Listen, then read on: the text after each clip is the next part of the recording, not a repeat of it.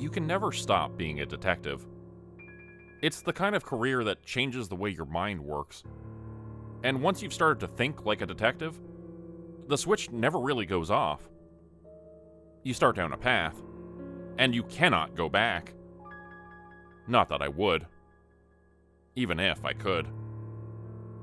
I've had a particularly interesting career as a detective, both during my years on the police force and in the years since I left to start my own firm as a private investigator. It's funny. I had actually left the police service with the expectation of taking on less stressful jobs. In fact, I almost expected it to be boring.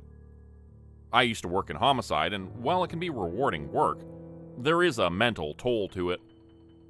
I'd like to claim to have some faith in humanity, but it's hard to do that when you see the worst of it day in and day out. As a private investigator, I don't see nearly as much carnage during my work. But the work is anything but boring. Last year, I spent 2 hours being interrogated by American Secret Service agents because an adulterer I'd been trailing just so happened to be staying in the same hotel as a U.S. ambassador, and they found my parked car suspicious. I suppose part of the reason they even noticed it is because my car tends to stand out. It's a red 1957 BMW 503 coupe. Subtle? No, perhaps not. And I have swapped it out for my wife's vehicle when necessary. Her Toyota is far less conspicuous. But a man should be permitted some vices. And my car is mine. A few years prior to that, I actually pressed charges against a gentleman after he opened fire on my car, causing considerable damage to the body. He had correctly suspected I'd been hired to look into the suspicious arson of a business he owned. One would think that the insurance fraud charges that would likely follow my investigation would have been less severe than the murder charges he would have faced had he successfully killed me, or the attempted murder charges and property damage lawsuit he received. But I digress. My work remains exciting, and my psychiatrist has thanked me for switching to a less stressful career. But I must admit that some days I do miss working in homicide. I don't miss the bodies or the carnage, no. But I miss the feeling of accomplishment, the sense that I had done something good for some poor, unfortunate strangers by granting the dead some justice, and the living some peace. I suspect that was why I accepted the job from Gemma Shaw. A twisted nostalgia for the good old days. Had I known then what events would unfold, I'm not sure what I would have said to her. Would I have chased her out of my office like a stray cat? Or would I have accepted anyway? Would I have accepted, knowing that the curious fate of Richard Shannon would keep me up at night for what may well be the rest of my life? I don't know. I really don't know. Gemma Shaw was past 30, but had aged fairly gracefully, and barely looked a day over 21. She had long brown hair, delicate features, and a charming, innocent smile. When the knock on my door that heralded Shaw came, I was at my desk, closing out a report I was going to email to a client regarding a case of insurance fraud. Nothing too interesting. "Come in," I said, without looking up from the screen of my laptop. Shaw entered quietly, as if she were afraid of disturbing me. "Sorry to bother you," she said quietly. "Mr. Moore, right?" "I am," I replied, looking over at her as I closed my report. "What can I do for you, Miss Shaw? Gemma Shaw." "Miss Gemma Shaw," I repeated, getting up and offering her a hand to shake and a reassuring smile. It seemed to put her a little more at ease as I guided her to a seat. "Charmed. What brings you to my doorstep?" "My father," she said. "Trevor Shaw. He passed away around 2 years ago." "I'm sorry for your loss, then," I said. "What was his cause of death?" "Officially, suicide. But I've had some doubts about that for a long time." "Oh?" "My father wasn't the sort of man to take his own life, Mr. Moore. I believe that there was more to his death." "I see. Miss Shaw, if you have suspicions or evidence suggesting foul play, I'd recommend you bring it to the police, not to me. I don't typically take on homicide investigations anymore." "I've already brought my suspicions to them," she said, her tone growing a little more bitter. I brought them up during the initial investigation after his death. They still deemed it a suicide. So, why are you here? 2 years later, I asked, raising an eyebrow at her. On cue, she produced a folder from her coat. I have some friends in the police department. They don't usually make a habit of passing things like this along to me, but given the circumstances, they thought it was necessary. She offered me the folder, and I looked through it. It contained several photographed pages of some sort of notebook, a list of names and dates. One of those names was Trevor Shaw. Scans from the ledger of one Mr. Damien Scott. I recall you heard of him in the news? Damien Scott. The name did sound familiar. He'd been in the employ of the Morrow crime syndicate, based out of London. From what I'd heard, he was the lapdog of their current head, a gentleman with a rather unpleasant reputation by the name of Jack Morrow. When Morrow or one of his mates wanted a man dead, Scott was allegedly the one they sent. No one quite knew how he operated. By all accounts, the man was some sort of murderous genius. For every kill, he seemed to have some sort of perfect alibi. It had made catching him especially difficult. From what I'd heard, they'd technically only gotten him on money laundering, and were trying to build up from there. Unsurprisingly, they hadn't gotten far with him. Supposedly, he'd conveniently hung himself in prison, although a few of my old mates still on the force had mentioned that he'd left behind quite a bit of information. Ledgers on victims the Morrow family had paid him to kill. By itself, it wasn't damning evidence, but it opened up quite a few doors that Morrow would probably have rather remained closed. Doors like Trevor Shaw. Interesting, I said quietly, staring down at the name on the ledger before closing the folder. You've brought this to the police?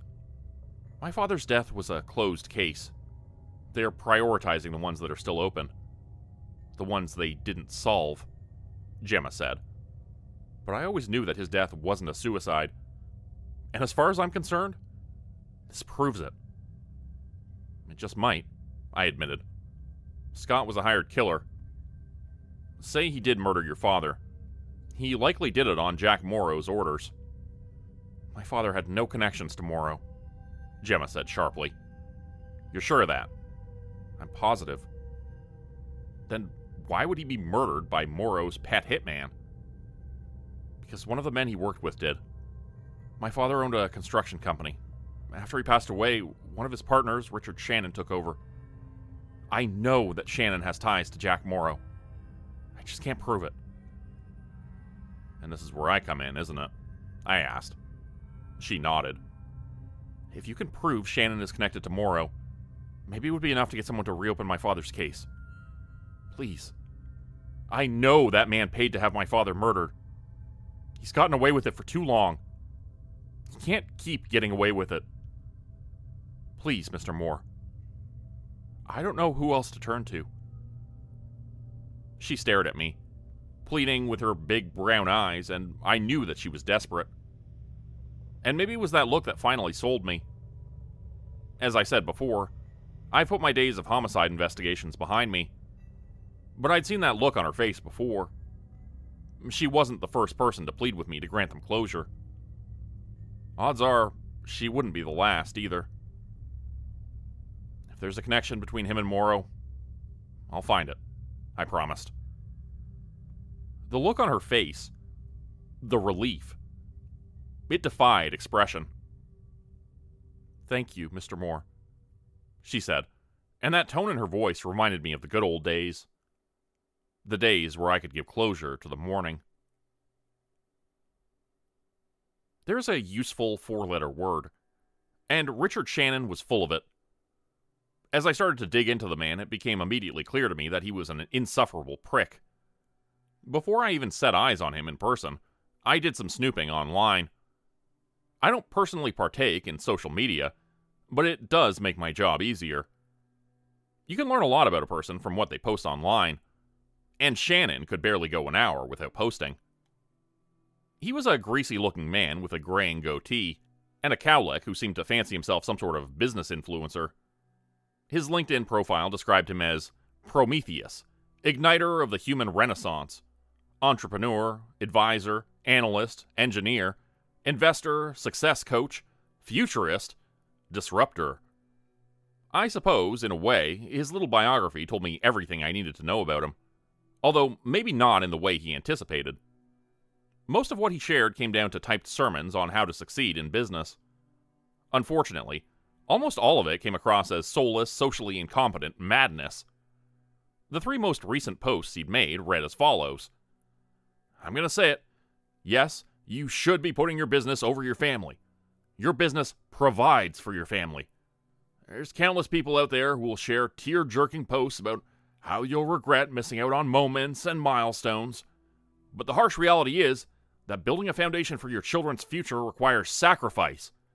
If you will not sacrifice your family for your family, they will not thrive. My son Taylor understands that I might not be there for every moment, but he's why I'm grinding for that future. So put your business first. Your kids will thank you for it. Agree? Understand which employees are assets and which are liabilities. The employee's job is to serve the company, not the other way around. I let go of a gentleman who spent 5 years working for me after he broke the news that his wife was pregnant. I let him go because I knew he would no longer prioritize the business over his family. He lacked the hunger required for success. If an employee is no longer an asset, then they're a liability. DM me to learn more.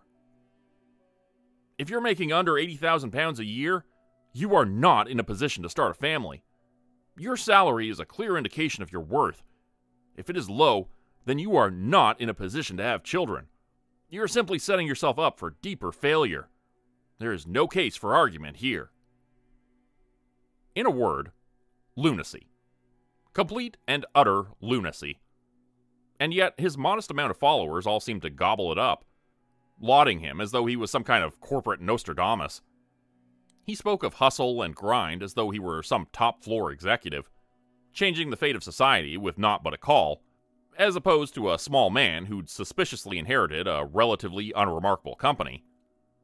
All had and no cattle, as an American friend of mine sometimes says.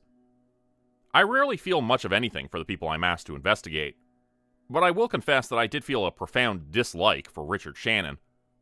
Fortunately for me, ego often goes hand in hand with incompetence, and I imagined that Shannon would prove to be no exception.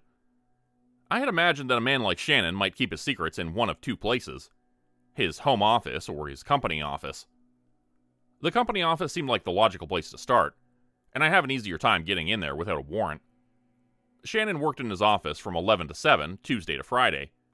He was not the first to arrive, but he was indeed the last to leave. I spent a few days trailing him at a distance to get a feel for his schedule, and once I got a feel for his routine, I made my move. Now, in the interest of transparency here, I'll admit that some may call what I did breaking and entering. Lockpicking just so happens to be one of the many nifty, albeit unscrupulous skills I've picked up during my career. Although, if asked, I'd tell a judge that the door just happened to be unlocked. Either way, I found myself well enough alone in Shannon's office, and wasted no time in having a look around. I started with his desk, looking through any papers he left out, but none of them were relevant to my investigation. So I moved on to his laptop. As I said, ego often goes hand in hand with incompetence. A startling number of people leave their phones and laptops unlocked, and almost as many use piss-poor passwords that are fairly easy to guess. Shannon wasn't stupid enough for the former camp, but he was stupid enough for the latter. The idiot had even enabled his laptop to give him a hint, as if there was any way he could forget the password. Hint? Why grind? My first guess, Future, didn't log me in, but my second did. Taylor. Well, at least he was a little sentimental. I wasted no time in opening up his emails to skim through them. Like the papers on his desk, most of them weren't relevant to my investigation. But given the amount of personal correspondence he'd used his personal email for, I had little doubt that what I would be looking for was in there. Despite my focus on the laptop, the sound of footsteps outside the office didn't escape my notice. I froze, looking up to see a figure out in the hall. Instinctively, my hand dropped to the gun I kept at my side, although that instinct faded quickly the moment I saw the face of my visitor. Well, well, old man. Hope you don't mind me joining you. The door was unlocked. I almost laughed at his wry remark as he sauntered into the room as if he owned the place. Neil Rutland, I said. Following my trail again? Cherry red BMW is difficult to miss, you know? Rutland said. You really ought to upgrade to something more subtle. Well, what's the point in owning a classic if one doesn't drive it? I asked. What indeed? He conceded with a shrug. He rounded Shannon's desk as if he was just as entitled to see what I saw as I was, and I did nothing to stop him. Neil Rutland was a man I'd known for decades. Once upon a time, during my days in homicide, he'd been my partner, and having spent a good portion of my career working alongside him, he was one of the few men I trusted implicitly. Rutland was a charming man with a low voice and a mild Scottish accent.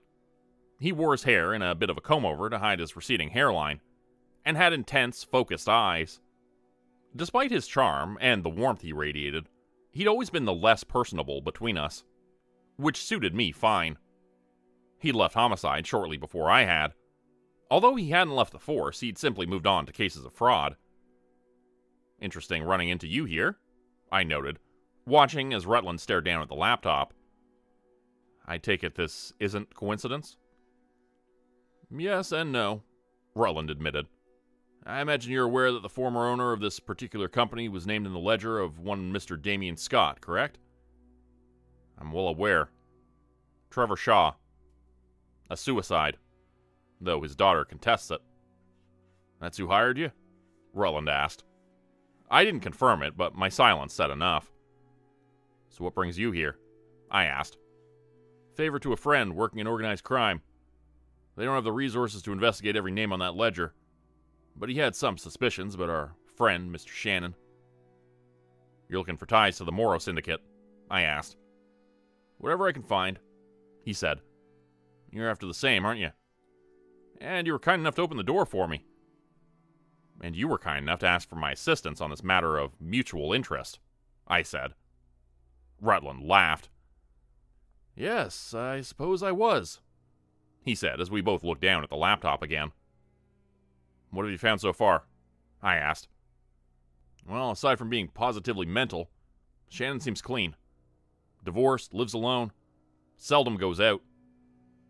Well, a man like that likely wouldn't be the center of attention in an operation like Morrow's, I said as Rutland stepped aside to let me finish combing through the emails. He instead focused his energy on a nearby filing cabinet. Maybe not, but he might know who would be. Your client, she wants evidence that her father's death is a syndicate hit, doesn't she? Enough to reopen the case? Correct, I said. Say you found it. You make damn fine witnesses against Mr. Shannon. How much pressure do you think a man like him would need before he cracked?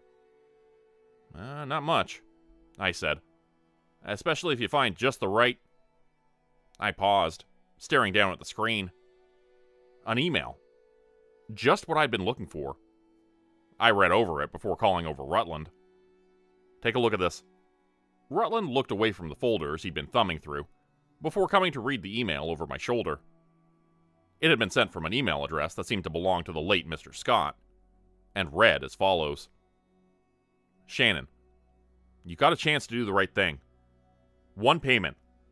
Our business is concluded. You can have a fresh start somewhere else. Well, well. How ominous, Rutland said, as I put the email Scott had used into the search bar. It brought up a whole series of buried emails, each one from the same address. I clicked into the next one. Shannon, not accusing you of anything, but numbers don't lie.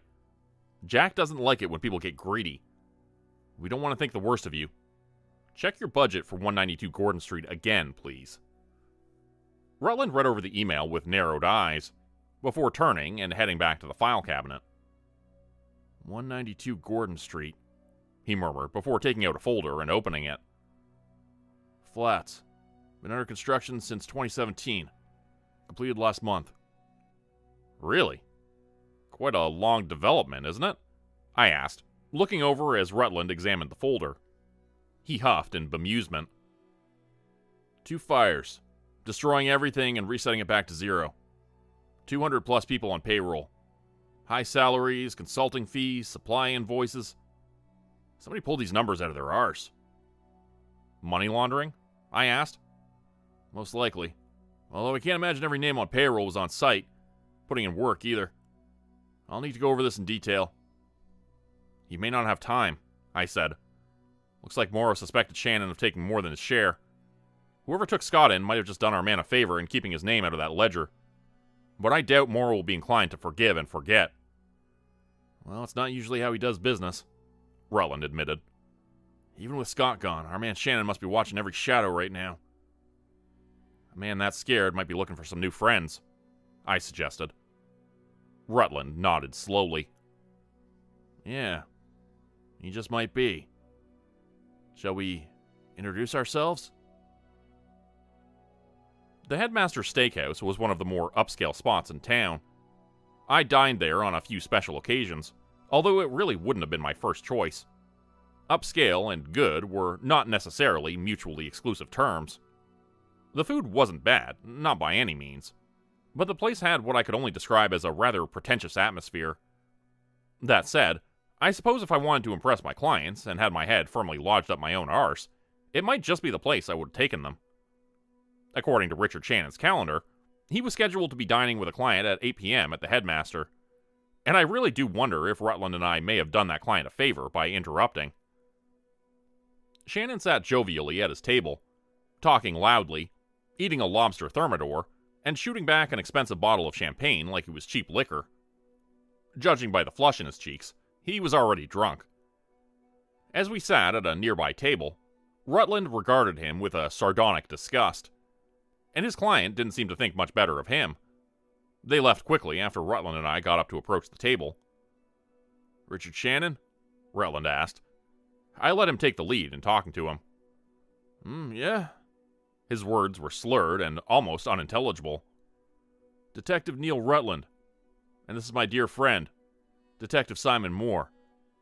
May we sit down? Shannon's expression darkened. He seemed to sober up a little, as if realizing why we were likely there. His client took the opportunity to quietly excuse themselves, and he didn't say a word as they did. Rutland didn't wait for an answer. He just sat down across from Shannon as if he'd been invited. I caught him staring down at the lobster on his plate, bright red and dramatically splayed out on its back, with its meat proudly on display in its hollow shell. My apologies for interrupting your dinner, but this really couldn't wait, he said. I'm sure you understand, considering the borrowed time you're living on. Oh, but don't get me wrong, this is a lovely way to spend it. Fine food, fine champagne, Dom Perignon 53, fantastic. What can I help you gentlemen with? Shannon asked, his words still slurred, but his tone far colder than it had been before. Oh, I don't believe you can help us, Rutland said. But we may be able to help you. Shannon just continued to stare at us as Rutland continued. Jack Morrow is a dangerous man to have as an enemy. I'm not here to make any insinuations about your honesty or moral character. But Morrow? Well, seems he's already made up his mind about you, hasn't he? Your point? Shannon asked. Well, in your shoes, most men might find themselves a little nervous, Rutland said. I certainly would. Even with Damien Scott out of the picture, I really can't imagine you got much time left. Those affairs are my business, not yours, Shannon said. I disagree. I think they are, Rutland said. Let me make this clear, Mr. Shannon. From where I'm sitting right now, I see a man in over his head, about to drown. I can help. Shannon cracked a dry smile. You must be the ones who were poking around my office last night, huh? He said softly. Whatever help you think you can offer me, I don't want it. You may come to regret that statement, Rutland said.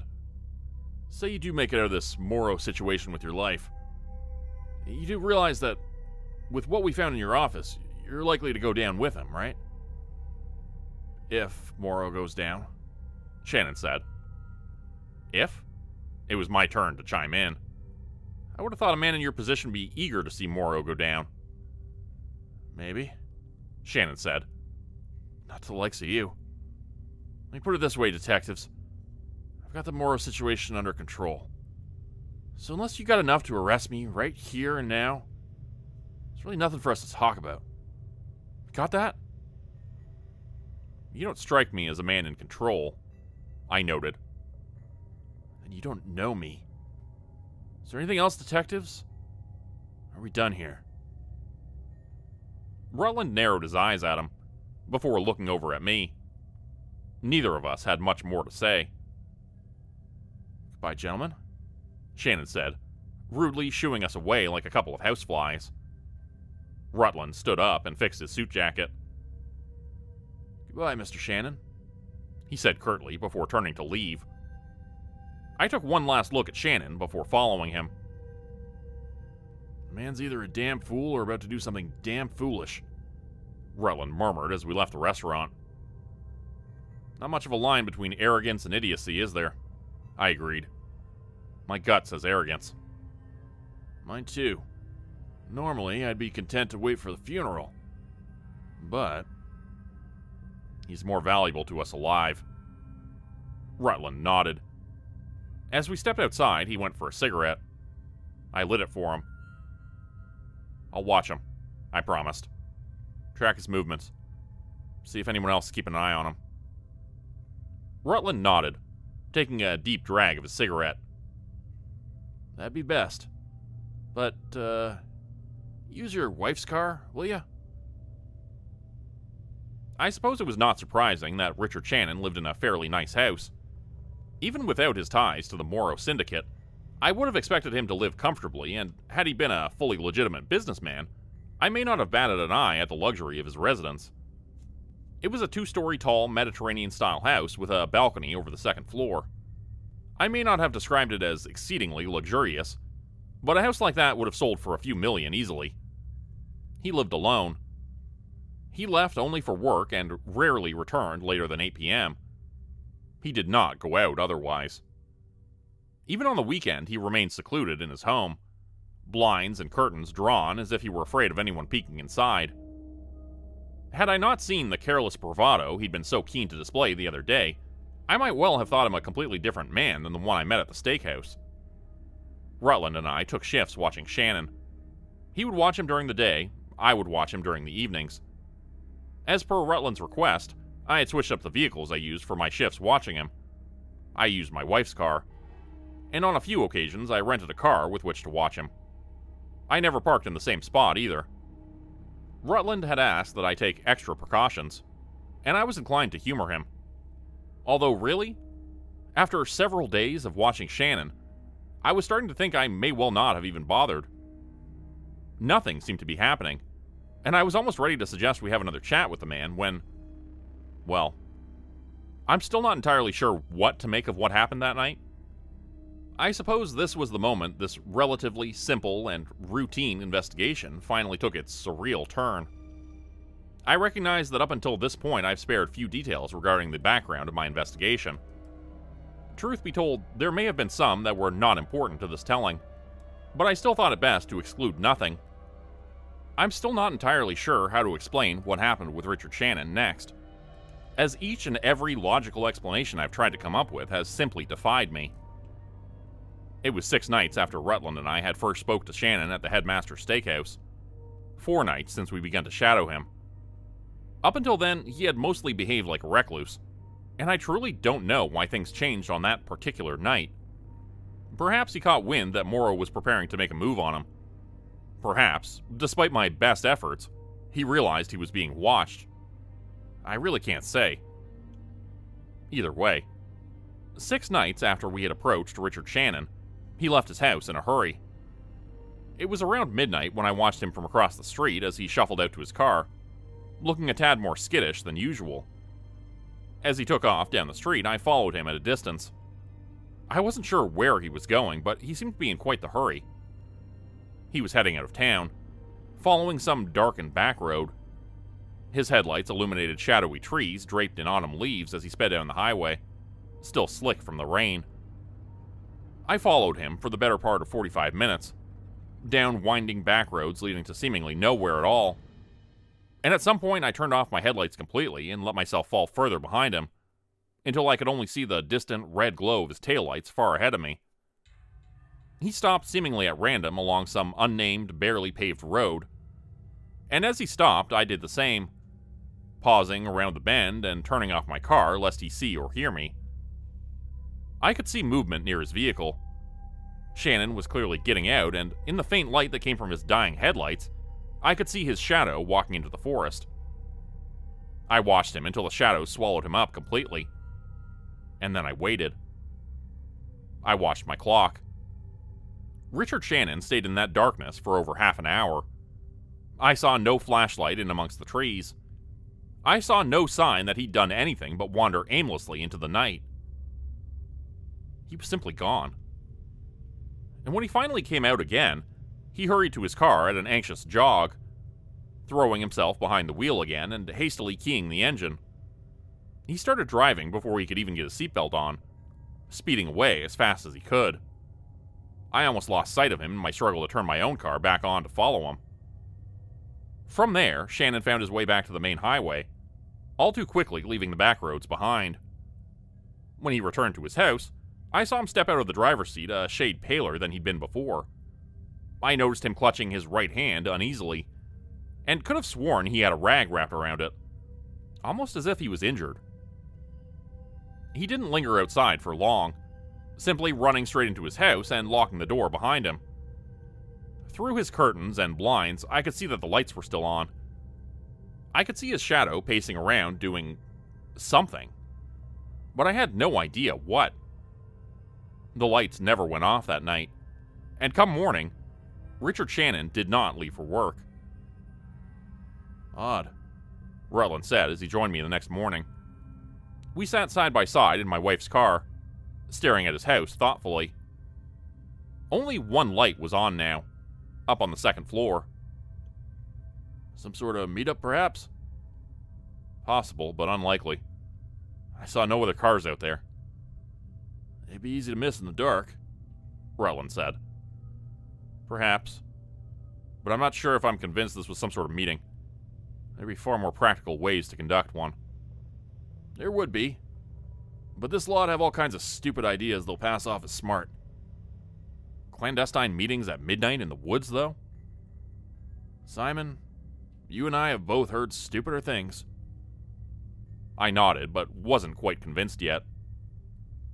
When I came back that evening to take my shift watching Shannon's place, Rutland had no news for me. Not sure what he's up to in there. He hasn't left all day, he said, a hint of frustration in his voice. No visitors either. I noticed that the same light on the second floor was on. Curious. Maybe he'll have another late-night rendezvous, I said, half joking. Perhaps. You call me if anything comes up? Of course. He nodded before bidding me goodnight and leaving. I wish I could say that the night after Shannon's little late-night drive was interesting, but it really wasn't. The light on the second floor stayed on. There were no shadows that moved inside the house. Nothing changed. That didn't sit right with me. When Rutland returned to take over his shift that morning, I was waiting for him outside my car. And here I thought you were trying to be subtle, he said, half teasing, although I saw the concern on his face. He took one look at that house and knew something was wrong, just as I did. There's been no movement inside that house since he went into those woods, I said. There's one light on, and it hasn't changed since yesterday evening. Rutland just stared at the house in silence, his expression going grave. We both knew from experience that a man on a crime lord's hit list didn't have a particularly long life expectancy, and both of us knew that there were plenty of ways one of Morrow's men could have snuck past us. For all we knew, Richard Shannon could be long dead, and there was only one way to find out for certain. Rutland exhaled through his nose before looking at me. Let's check in on the old man, then, he said before we walked side by side towards Shannon's front door. Rutland rapped on the door with the back of his hand, although predictably there was no answer. He and I exchanged a look, before he knocked again for courtesy's sake. I, on the other hand, wasn't so courteous. When Shannon didn't show any signs of answering, I picked the lock. The door swung open and we calmly stepped inside. Shannon's house was as silent as a tomb. It was tidy, but not necessarily clean, with dust settled on most of the lesser-used furniture. Once upon a time, this place had had a woman's touch.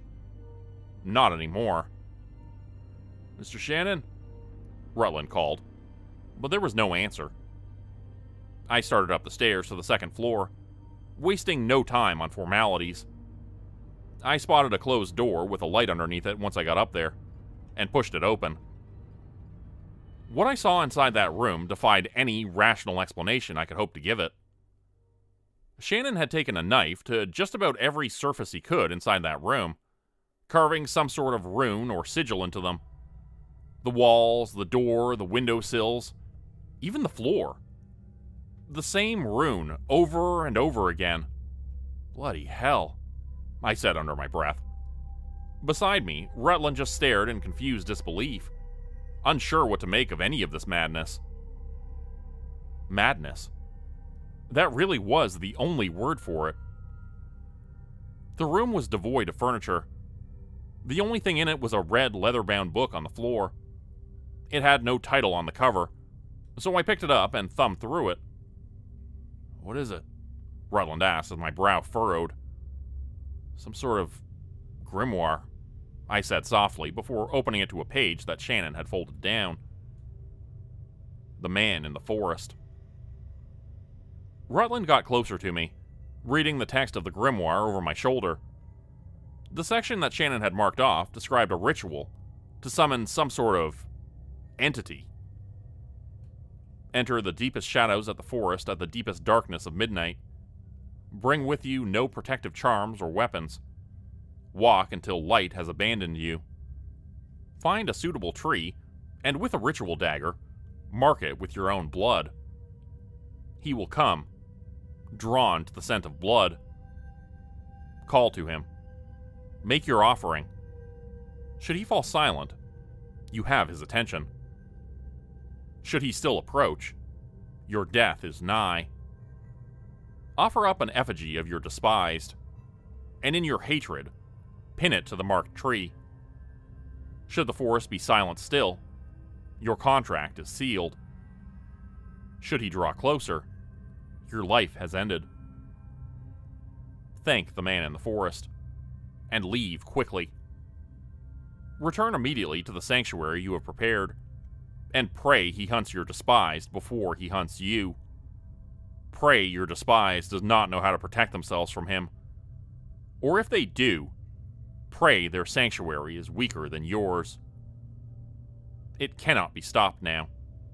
At least one of you will be rended by his claws. Only he can decide which of you it will be. Madness. It had to be. Complete and utter madness. Some sort of occult ritual to summon some sort of demon to do what? Kill a man? And who? Morrow? Rutland stared down at the book, his brow furrowed in confusion. He didn't seem to know what to make of any of this either. Although, as we stared down at the book in disbelief, our eyes were both drawn towards something on the floor beneath us. Marks in the wood. Long trails scratched into it. Trails that led toward an air vent in the floor. If I didn't know any better, I might have said that they were fingernail markings. We needed to call in homicide after what we found in Richard Shannon's house.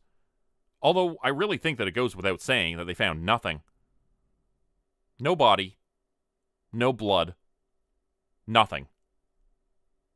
While I was able to present the evidence that Rutland and I had gathered to Gemma Shaw and earn my payday from her, the case was never really closed. Richard Shannon was eventually listed as a missing person, and the general consensus is that he went into hiding, either to hide from Morrow or to hide from us, after he realized he was being investigated. An active warrant is out for his arrest. But I know they'll never find him. Richard Shannon is gone. It was a month after his disappearance that I got an email from Neil Rutland. Rutland wasn't usually the type to stay in touch, so I knew that whatever this was, it was likely important. His email contained a couple of attachments. One was a PDF of some of the files from the Damien Scott investigation. I skimmed through them. Most of it was details I'd already heard from some other former colleagues. But Rutland had sent me one thing that my other colleagues hadn't. Photographs from Scott's residence in London. Most of them were unremarkable, but near the end of the set were several pictures of a bare room Scott had kept in his basement. A room with familiar sigils carved into the walls, onto its windowsills, onto the door, everywhere. The very same sigils Shannon had used in his occult room. The second attachment that Rutland had sent me was a video from a porch camera across the street from Damien Scott's house. The footage was dated as being from the same night that Richard Shannon had gone into the forest. In it, I could see a car pulling up in front of Scott's house, and I could see a familiar man getting out. Jack Morrow. His face is only visible for a few moments, but it was long enough for me to ID him. As soon as he got out of the car, he went straight for Scott's house, running inside as fast as he could. At a glance, the footage seemed strange, but mostly unremarkable. But I've watched it a few times now. I've watched it over and over again, looking for any other details I might be able to find. And there's one thing in that video that I'm not sure I can explain. At a glance, Jack Morrow was the only person visible in that video. But looking closer, I could swear I see another figure standing in the shadows on the left-hand side of the screen. I could swear that Morrow looks directly at that figure during the last few moments where his face is visible on camera.